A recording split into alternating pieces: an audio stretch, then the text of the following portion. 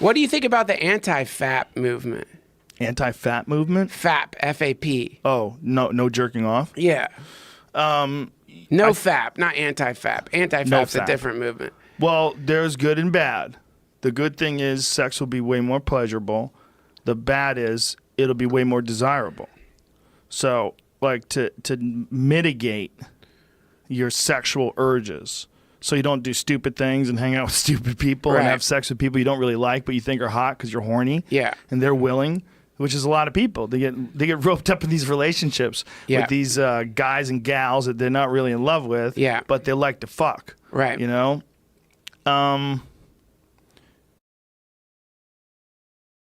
You know, it's like, what do you think about it?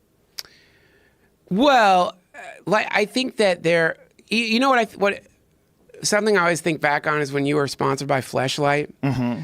And this is when we were doing the podcast from your house, and you'd come to do your podcast and you'd walk away with a fleshlight.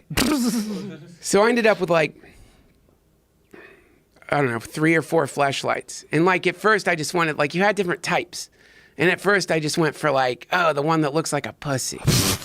Right? But then, like, you know, it's like, oh, I got that one. But then you had, like, one that was, like, I don't know, man, like some kind of, like, gargoyle alien thing. It was really blue or something. It was really fucking weird, man. But anyway, you know, I fucked those things.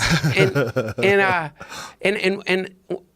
when I think back to it, it's like the first time I did it, it tricked my brain. Yeah.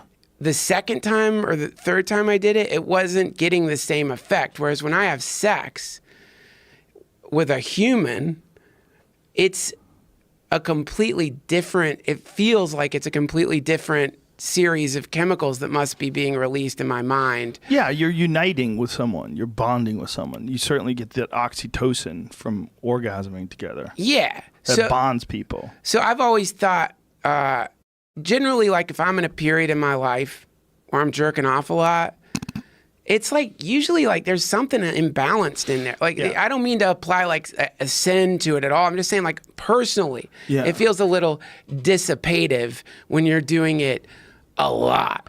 I don't know. No, I completely agree. But that's the balance. But the balance is also, like, you don't want to just be horny all the time. No. Because when you're horny, you make shitty decisions. So you'll date someone just for sex. Yeah, well, you need to, like, I mean, I think that there is something to be said for figuring out how to deal with, like, that kind of energy. Like, that's an energetic state. Like, if suddenly you get, being horny is an energetic state. Yeah. It's energy. Like, if you're really horny and you sit and, like, watch the feeling itself, it's electrical. Like, you can feel it moving around in your body. It can almost make you twitchy a little bit. Like, it's like a very potent, energetic state.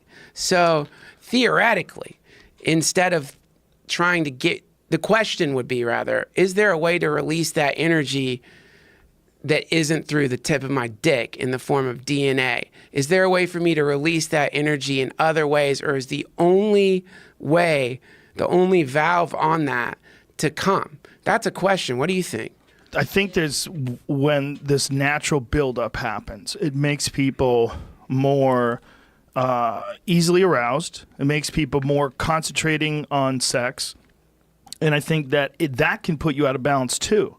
You can be put out of balance both by too much masturbation. You can definitely be put out of balance by too much desire for sex. Yeah. Because you're just horny. Sure. And you can just take care of it yourself and you'd be relieved, and then you could think clear. You know, I think the body needs a balance, right?